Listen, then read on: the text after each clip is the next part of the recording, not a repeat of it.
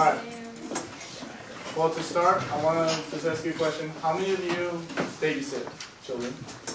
And then out of you, how many of you have ever babysat a child who would not let their parents leave whenever they were dropped off or anything like that? Okay, I went through the same thing when my mom used to have a daycare. She used to watch this kid named Andy Strand. He was really cool. He was about 2 years old, but he would never let his mom leave, ever, no matter what she did. If she put him in a different room and then would try leaving, he would still somehow find a way to get to her. So I ended up learning about these in shop class, and then I decided to make one because they're safe for him, and it would distract him so his mom would leave, and he did it every single day because it never got old.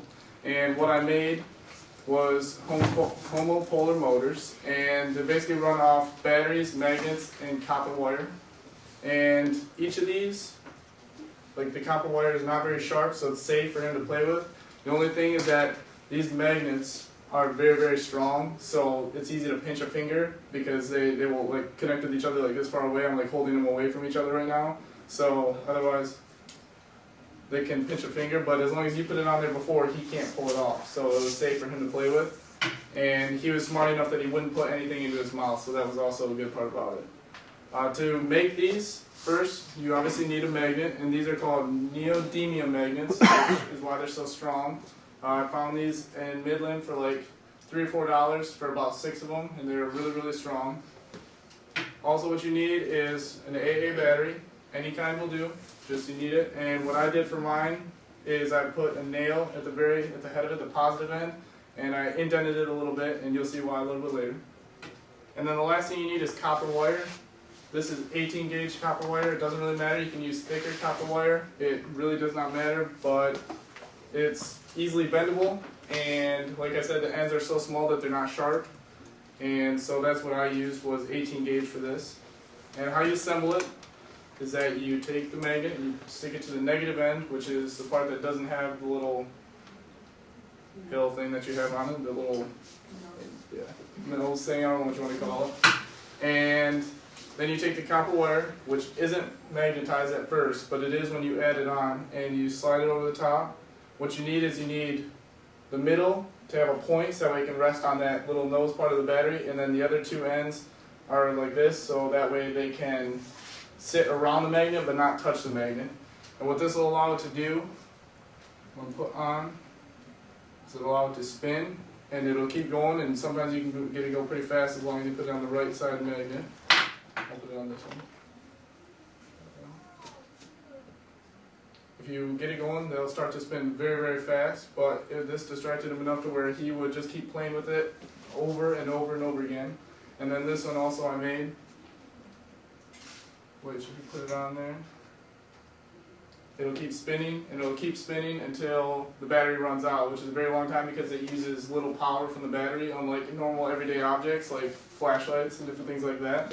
So what it does is it just keeps on spinning, and he would assemble it himself. And then he just found it incredible, like, and very entertaining to do this. And he would just sit there and watch it and take it apart, put it back together again. And he'd love to do it. So that definitely got him distracted. It just keeps going and going and going.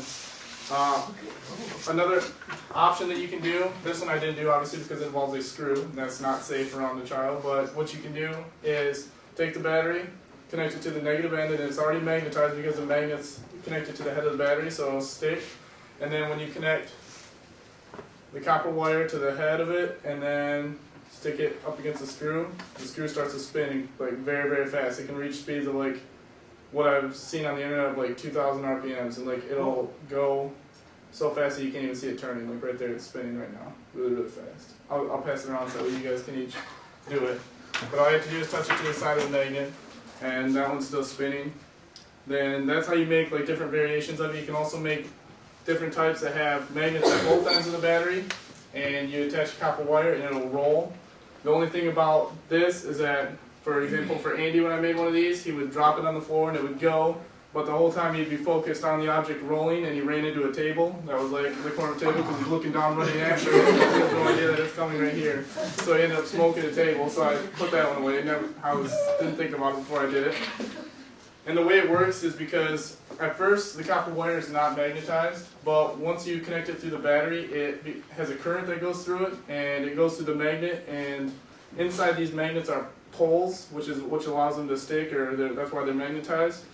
and the poles don't want to connect to it once the electric current goes through. So what it does is it tries to leave it, but the wire wants to connect to it, so that's why it continues to spin, is because the magnet's like outrunning it. And so what it does is it just continues following it, and it can't catch up. So that's why it keeps on spinning until the battery finally dies, and then it does catch up and it quits.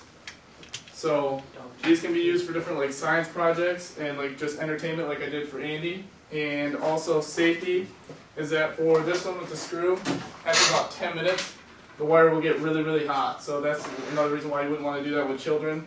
And I mean, it gets really hot. Like I burnt my finger on it when I first tried it because I didn't realize that it did get hot, but it wasn't until about 10 minutes later that after I started it.